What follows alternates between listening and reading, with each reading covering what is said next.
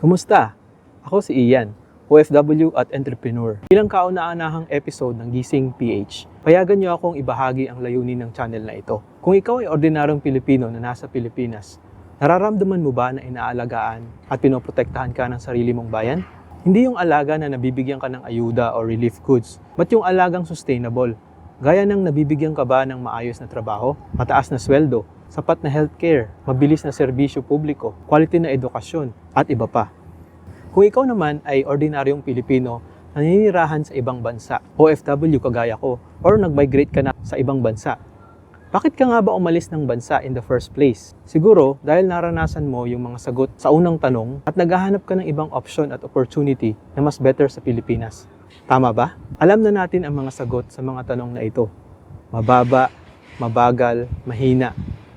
Dugtungan mo lang ng kahit na ano yan, based sa experience mo.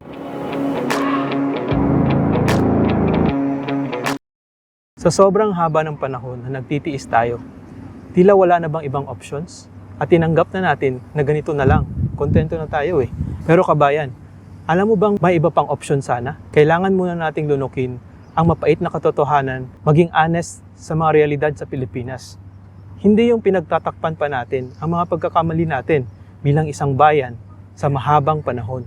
Kailangan natin ng bagong pag-iisip o mindset o worldview dahil di tayo makadecide at makakilos ng tama kung parehas pa rin ng dati yung pag-iisip at mindset natin.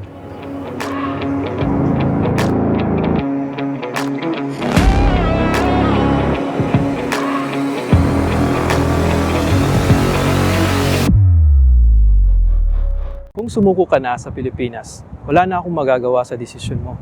Pero kung ikaw yung hindi pa sumusuko at naniniwala na may pag-asa pa ang Pilipinas, tara't gumising at manggising pa more. Ito ang layunin ng channel ko. Bawat linggo, magbabahagi ako ng komentaryo o research o inspirasyon o filosofiya o spiritual reading o interviews ng iba't ibang taong nagsusulong din ng makabuluhang pagbabago.